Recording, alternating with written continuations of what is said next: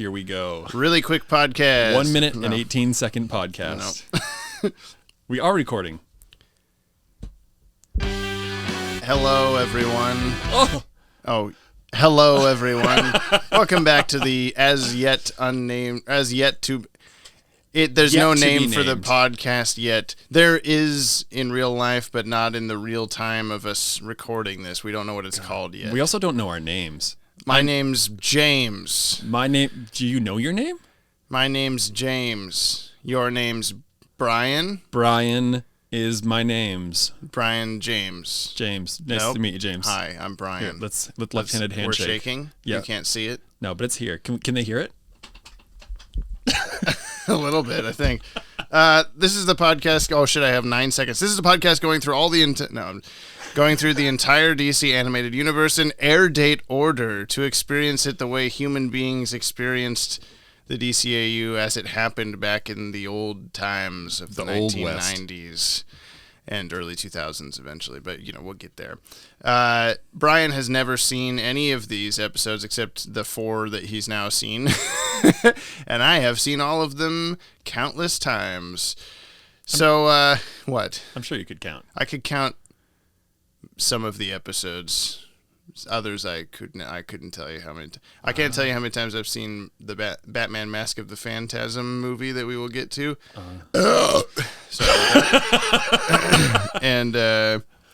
And a few others that I've just watched over and over again. World's Finest. We'll get to that. Okay. But this week's episode is Feet of Clay Part 2. Last week we watched Part 1. Clayface refried beans man melting in a car at the end.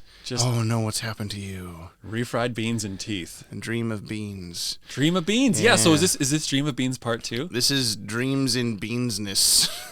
Dream of Beantown. What was your prediction last week about what this was going to be? Oh, that was a week ago. How can I something remember? about a combination of Ghost and something else. I thought that he was. I think it boiled down to that he was gonna embrace his clayness and maybe use his powers for good, and that Bruce Wayne was gonna get out of jail because. And then Alfred was gonna be Batman. Alfred was Batman, gonna he's gonna put on the utility belt and he's gonna be like, I can't stop here. Okay. And just so this episode aired Wednesday, September 9th, 1992, 4:30 p.m. on Fox Kids. It's the 21st episode produced, but the fifth to air. Wow. This is all over the place, isn't it? Yes. For those who are just joining us for the first time for some reason, the reason why we're watching these in Airdate order is because I want to. Because if you've never seen anything from the Watchtower database, which you likely have. Yeah.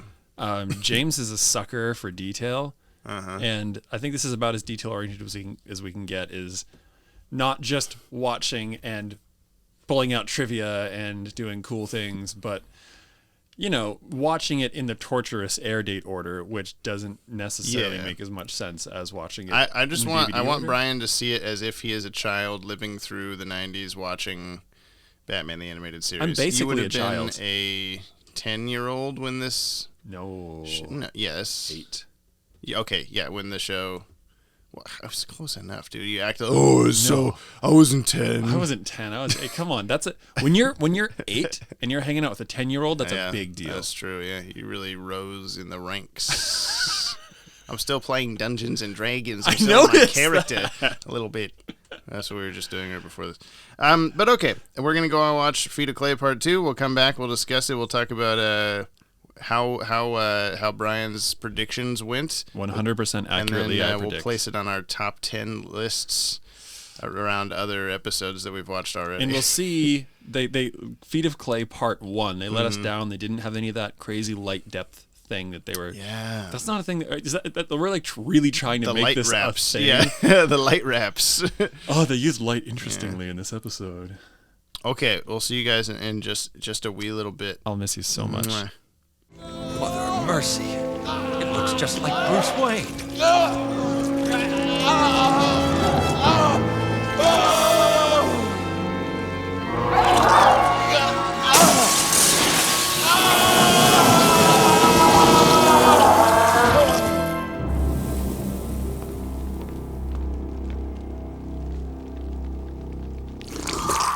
You know what I'd have given for a death scene like this? Too bad I won't get to read the notices. What time is it, Brian? I mean, besides about 10 p.m. It's about 10 p.m. Yeah. Is it It's okay. time? Oh, I wasn't even it's so loud. quiet. There we go. Welcome back To plot to device. the pod device. The podcast. Pod device? Is Whatever that the name it's. of it? No. Hold on. We could... Not, it can't... So it's got to be DC. Yeah. I liked your... DC device. So you had an idea during... Episode 2. Was it On Leather Wings when the security guard was like, "This is something or other institute," Yes, blah blah blah, and we yeah. were like, "Oh, DCA Institute or DC yeah. Institute or DC University or something like that."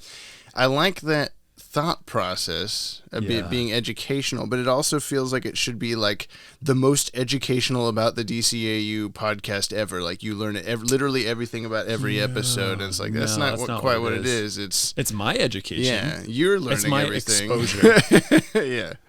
yeah. Exposure. Exposed. DCAU exposed. Because Matt Hagen's like naked. There's a lot of nudity in different forms. Yeah, I never really noticed how his the color of Clayface is the same as like everyone's skin color.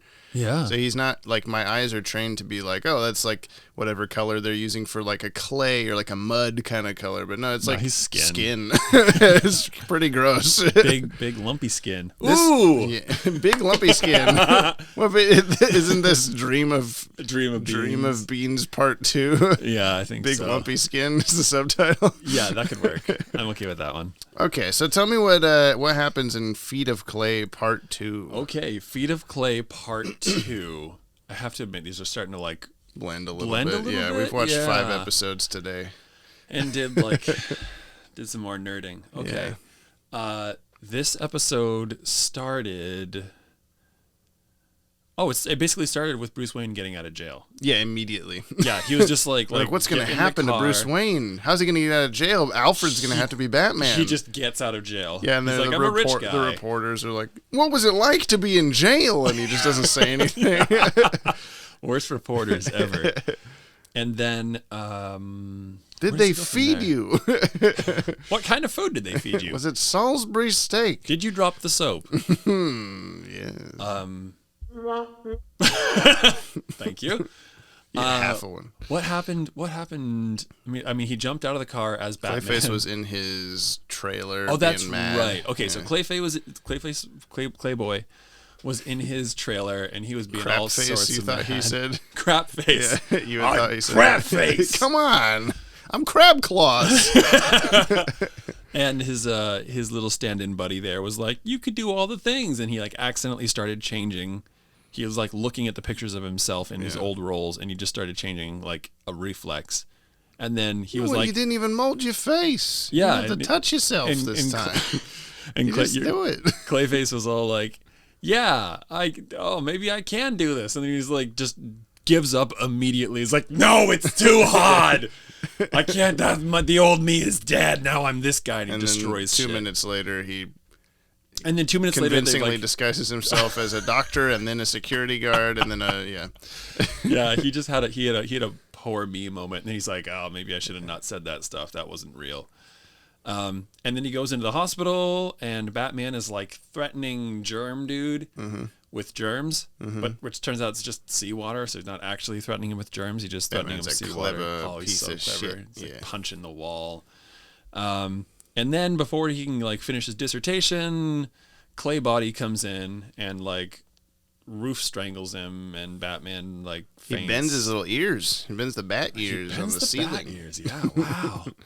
And then, there's a chase to the rooftop with Germs. germs and Clay Dude and Batman. Rop. I don't know why. Rop? Yeah, Who's that? I don't know. That was the ghost. Oh, nice. And then let's see. I'm not. Clayface like, jumps off the saying- building and Yeah. melts into the sewer. Clayface makes a getaway. Batman like kind of chases after, Oh my god. He goes back to the Batcave and he's like, I got all these That's right. videotapes. Yeah, and he like starts like shocking the Clay. Oh no, that comes later. That's at the end, yeah. Wow, yeah, I'm having a really hard time holding this. He brings the together right now. videotapes to the TV studio. And that's right. Yeah. He dresses up as Batman wearing a janitor jacket and a hat. Yeah, Batman wearing pants and a hat. Yeah.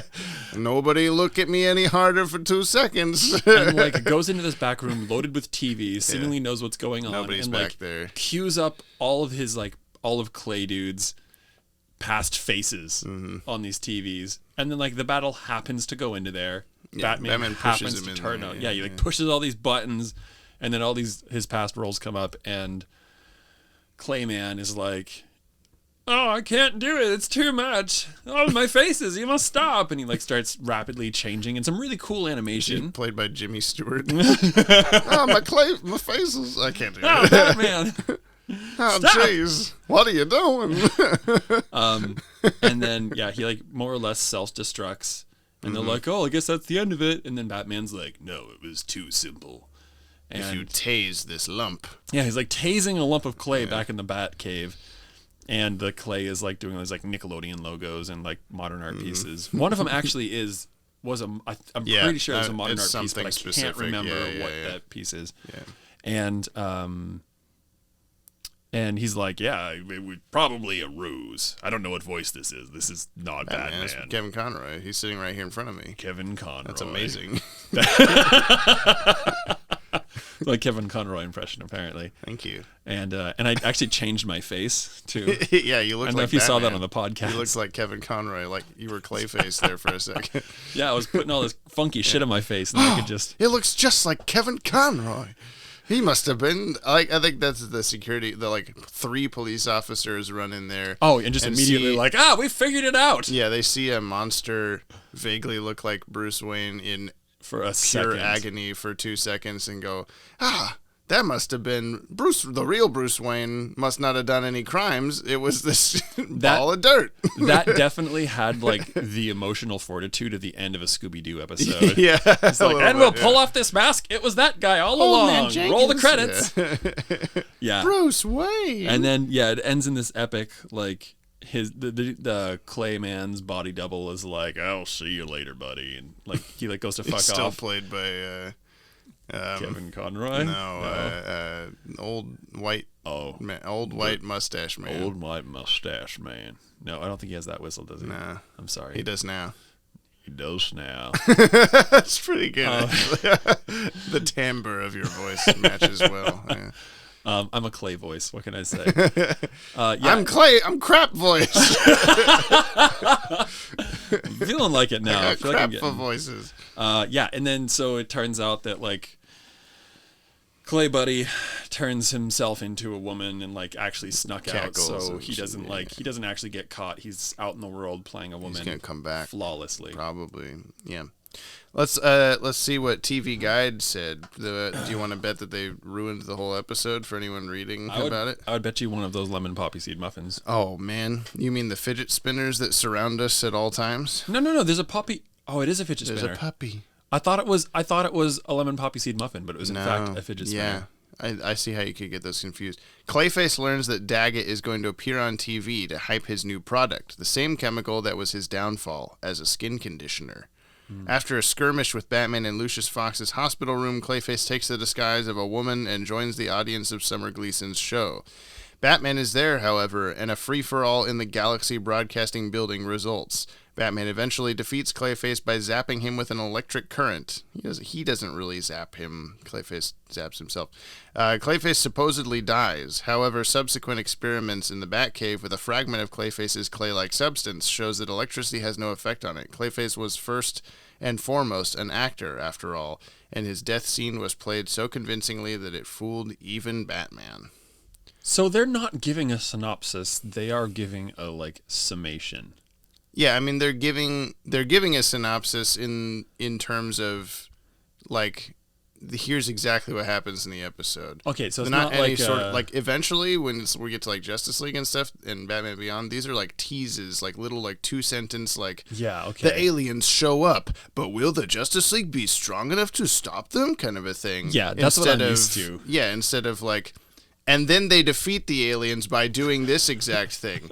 Look out for the episode on Saturday. Hope you enjoy it. There's no twists at all because you know exactly what's going to happen.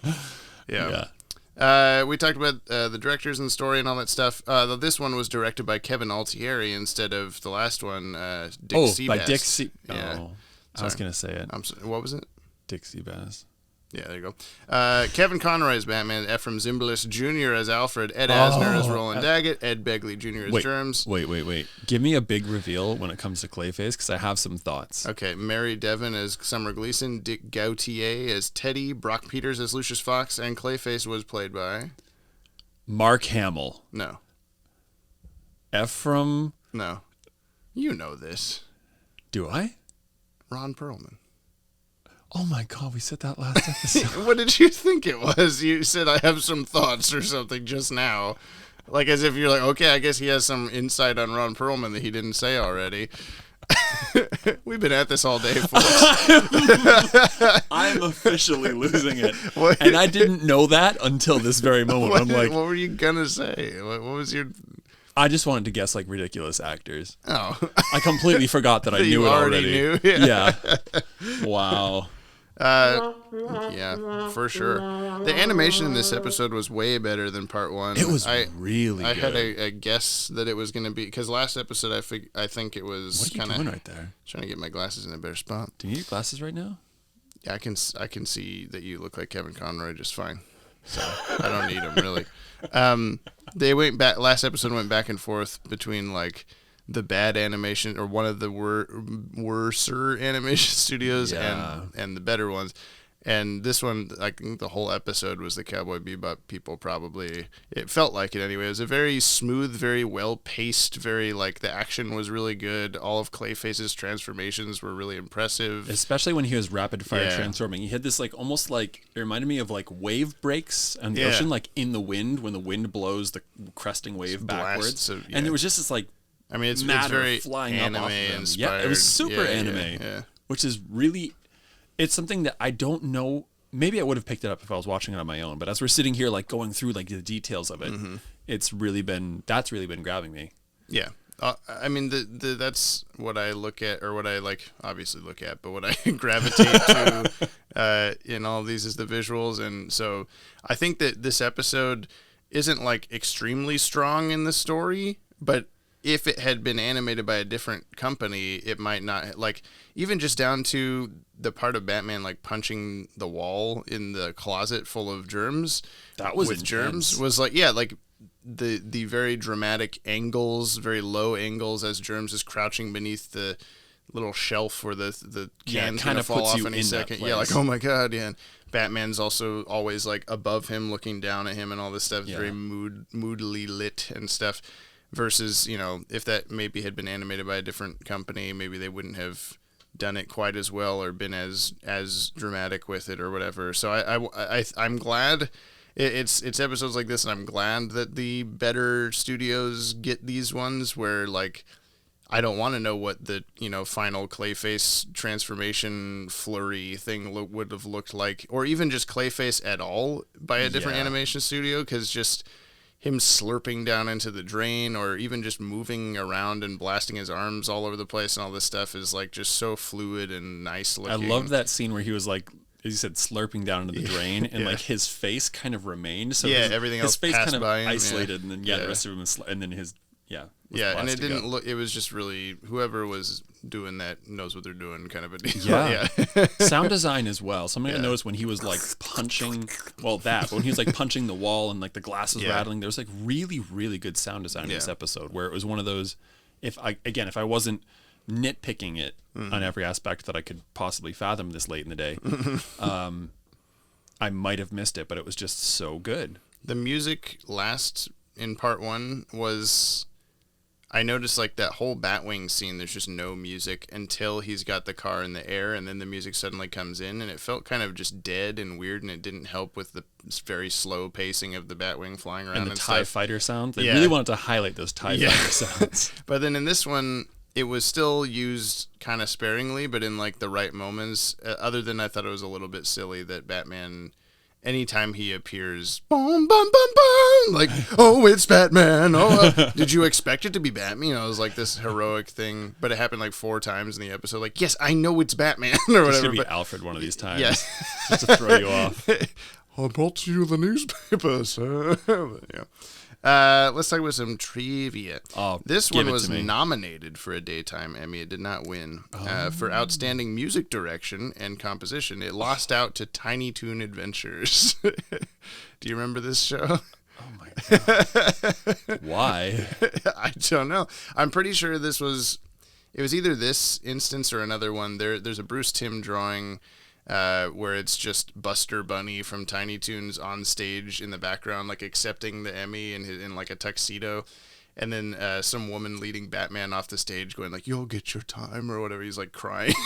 Oh my god. But then of course they won Emmys for other episodes and stuff. Right. It is kind of interesting because like it hasn't happened yet. We're talking about watching these in Airdate order. Is there going to be any weird timeline stuff? It hasn't really happened, other than there was a little bit of weirdness with Cat in the Claw.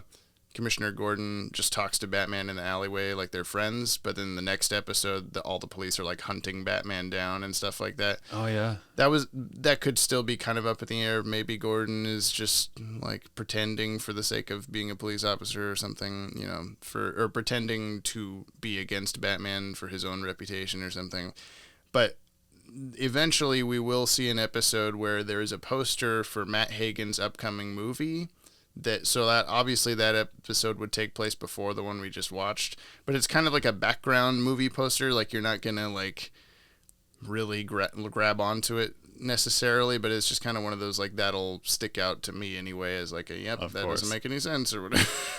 Well, I mean, what about like production deadlines or timelines? Yeah, I mean, we'll have to line that up too to see if that was on purpose or not. The animation company, Tokyo Movie Shinsha. So we'll have to see, I guess, if that is the Cowboy Bebop people. But Yeah. Do you want me to look that up? and if you have, we're connected to the Wi-Fi now.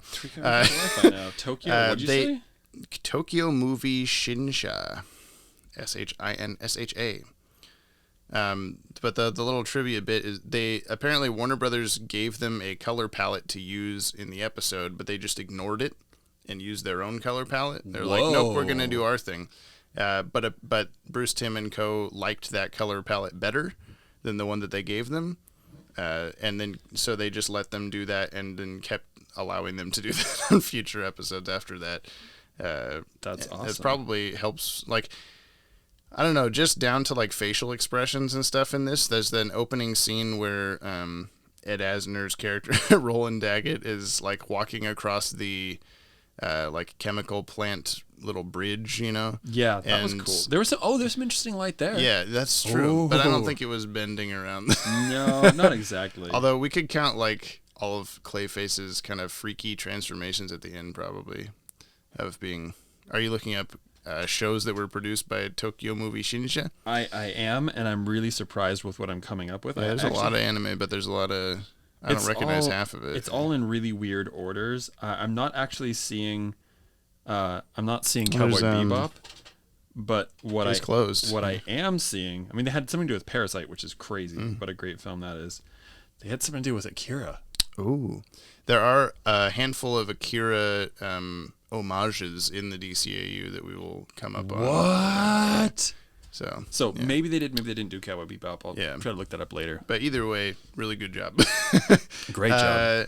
And then lastly, kind of one of the more interesting ones, and this has only come out recently, Kevin Altieri, the director, has confirmed that Matt Hagen and Teddy, his like friend character, were gay lovers.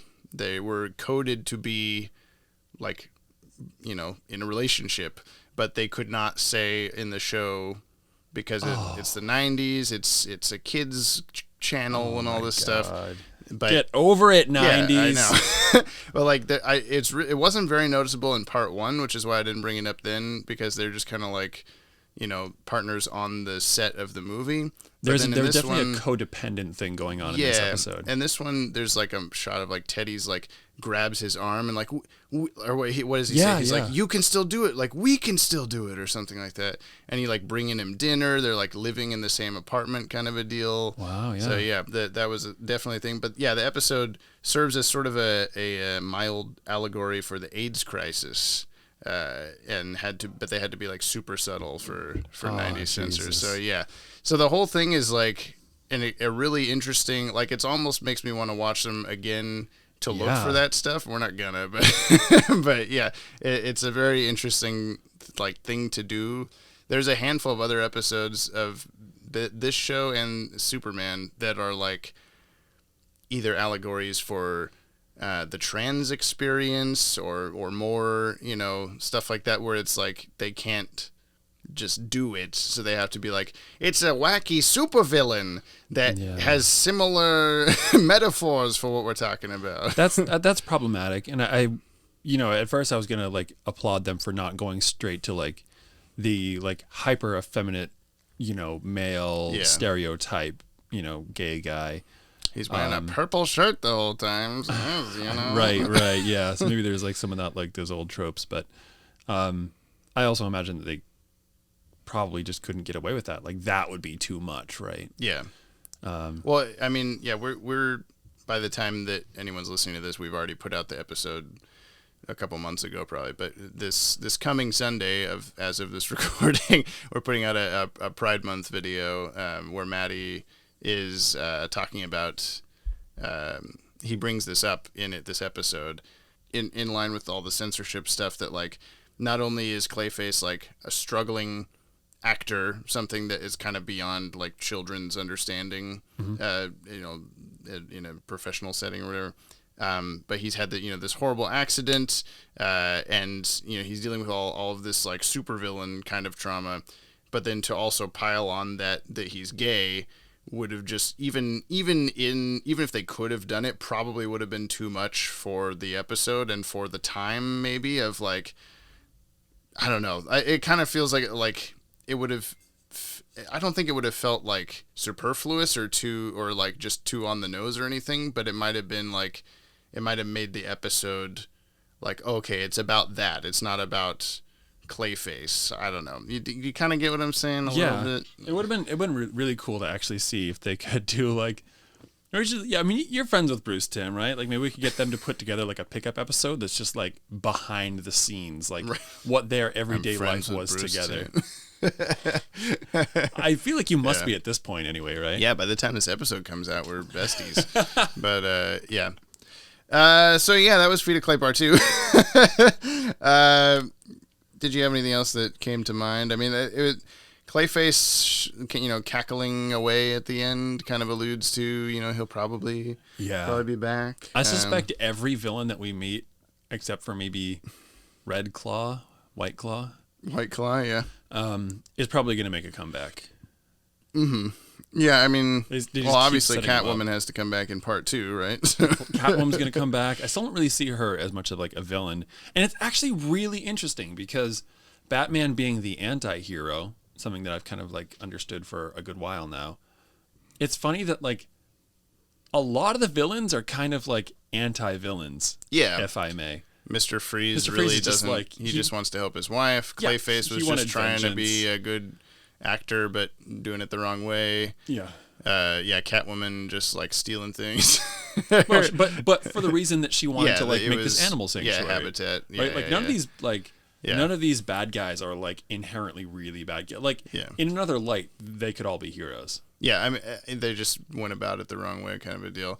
I think you are going to kind of slowly realize that as we go, is like, Batman's Rogues Gallery is probably the most like, I don't know, human or like relatable group of supervillains in anything. Like, I don't know what the hell Hobgoblin's doing throwing pumpkin bombs everywhere in Spider-Man, but I can tell you, like, I mean, the Joker, I guess, is probably the exception. Like, he's just insane, but almost everyone else has some kind of like traumatic thing that's causing them to do what they do, and Batman tries to level with them, but they're just like, no, get out of my way, I want the gold, or something. Right. So, yeah, there's none of that like stereotypical like baddie sort of drive behind these. Yeah. Batty.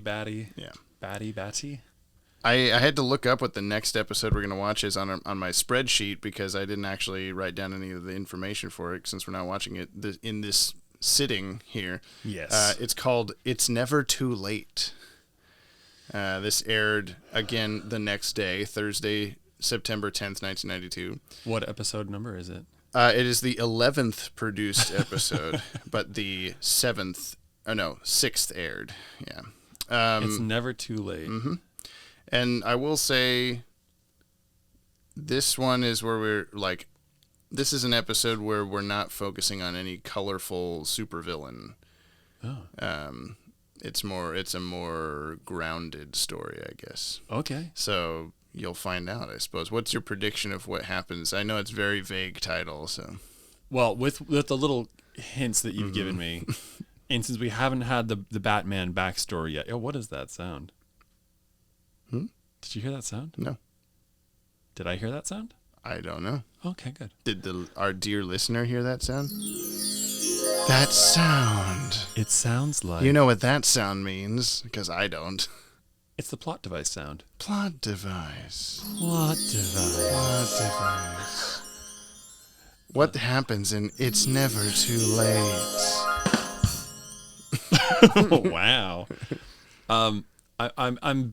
I'm gonna lean in again towards the idea that it's gonna be Batman's backstory, which doesn't really make much sense because it's like very late. He's very late to save his parents. Yeah, you're never too late to be 8 years old and watch your parents die in an alleyway. But maybe it's like I don't know. Maybe it's like a clip. Maybe it's like the Tales of Ba Sing Se episode of Avatar, and it's just a bunch of like loosely mini tied stories. together. Yeah. And everyone's gonna be like going for something, and they have this combining theme. And at the end, we have Uncle to Alfred's guess. gonna sing a song about his dead son, nephew that died in the war, and make you cry. Did we just like Died harmonize? in the war. Died Yeah. in the war. Died in the war. Yeah, that was cool, man. It's like when we Good say work. plot device. Brian, seamless transmission. seamless transistors. Seamless transistors. Seamless Seamless transistors. Brian brought up how we forgot to do the ratings. No, we didn't. Feed We Play didn't. Part 2. We're know. We're gonna this plug is the this same in. episode. We're not this gonna. is just in the middle. We didn't forget anything. No. We just took a break. So so we do, in every episode of the podcast, we're doing our top 10 updates to our top 10 episodes. So we've only watched 5 episodes now. So My top 10 list is already filled. yeah, it's On Leather Wings 10 times, right? Brian is like astounded that I have On Leather Wings at number 1. So what? Open your phone. What was But maybe Feet of Clay Part 2 is going to take over your number 1. I don't know. This is where we're at.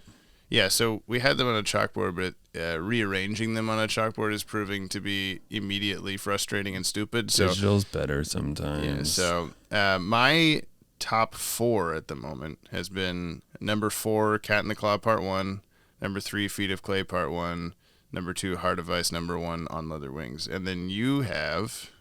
Yes, I have On Leather Wings, number 4, but I'm kind of thinking about putting that at number 6. Just have a couple spaces in there. Give it some breathing room for the rest of the class. We'll just leave a gap for the next episode because it's never too late. It's going to be better. I just know it already. Yeah, On Leather Wings, number 4. Feet of Clay, Part 1, number 3, which I'm kind of thinking should be 2, but I wanted to be cool like you. The Cat and the Claw, number 2, and number 1, Heart of Ice, because I know how to win the favor of the fans. Yes, you know how to give in to peer pressure. Okay, I don't think I'm going to put Feet of Clay Part 2 above On Leather Wings, but I will put it above Heart of Ice. Okay, wow. And I am purely, again, this is a visuals thing for me. Feet of Clay Part 2, amazing animation, probably some of the best of the show. And, Heart of Ice is good. It's good. But it's no Clayface death scene, is what I'm saying. So... And then you left me a There. blank number 6 because that's where it's never. I'm just kidding. Yeah. I don't even remember actually. No, I also don't. Oh, it was the time one. Never too late. Yeah, Wait, that's did what you I'm just saying. say So that? I said I don't remember like where, like off the top of my head, where I'm gonna place it on this list. is what I'm saying. Okay. Yeah. I'm sorry. I was doing too many things at once. That's all right. Where are you gonna put Feet of Clay Part 2 on your list? God, it's really high up there.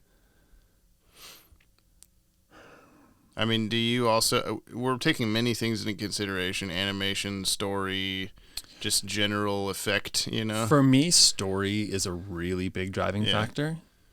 Because like, if you can write about it in a book and it's still a good story, like that's great. If you notice, I have a couple of books that I have multiple copies of because I'm like, this is a great story. I need apparently copies. I get it. I've got the same thing. Yeah. And so for me, like, it's all just kind of bonuses around the story, like story first, and then kind of everything cascading from there. Mm-hmm. But that being said, Is it better than Part 1 in general? yes. And where do it you have is. Part 1? Number 3? Because I want to be Okay. cool like you. So I guess you probably won't put it at number 1. You probably don't think it's better than Heart of Ice. I don't know. I'm kind of. It's a close. I think I'll put it at number 2. Okay. You're finally putting something else above Cat in the Claw Part 1. What rewatching Cat in the Claw Part 1, I feel like I'm giving it shit, but like it wasn't bad. It wasn't, it just doesn't ever come to mind of like name your favorite DCAU episodes. I'm not going to go like, "Oh yeah, that Red Claw episode, that's the best." Like I don't know. No, that's not that's not a great one. Yeah. Or it's not like a super memorable one anyway. So you've put it atop. You've usurped the spot. There's the third usurped for you today. Yeah. Good job. The spot of Cat in the Claw Part 1. So now it's Heart of Ice in first place. Yep. Feet of Clay Part 2 in second. Yep. And Cat in the Claw Part 1 in third. And I've got On Leather Wings at first. Feet of Clay Part 2 in second. We both got Feet of Clay Part 2 in second place right now. Oh, hey, look at that. And then Heart of Ice in third. I still think you're wrong about On Leather Wings. It's just, I like it. It's very moody. It's very cool. And it kind of, you kind of have a, well, we'll talk about another reason I like it in like 200 episodes from now. Now you're not like. I am basing this purely on like as we go. I'm not like, Okay. well, also this thing later is going to make me like the episode more. But there's a couple of cool like Easter egg kind of things that come back. It's like I'm basically just trying to explain without saying why you're like, I just don't get why you like this so much. I'm like, but because it'll be important later, like I won't say that or whatever. But like I'm not basing it on, Are you not? continuity importance. It's Are you- more of are you a. I think you're basing it on continuity. No, importance. it's not a continuity I thing. think It's you've got a more little of bit an of continuity artistic importance. thing. Art. Is that art? Okay, that's the segment that we are now editing. All right. Well, thanks everyone for listening. Support us on Patreon, patreon.com/DCAU Watchtower. Find us on social media at DCAU Watchtower and subscribe to the Podtower YouTube channel. There's no URL yet. I can't say, youtube.com/whatever. It's just a series of letters and numbers that I don't have memorized because we can't get a custom URL till we get 1,000 subscribers. .com/QPP4 U11010. YouTube.com search bar Podtower. Yep, We need your help to get to 1,000.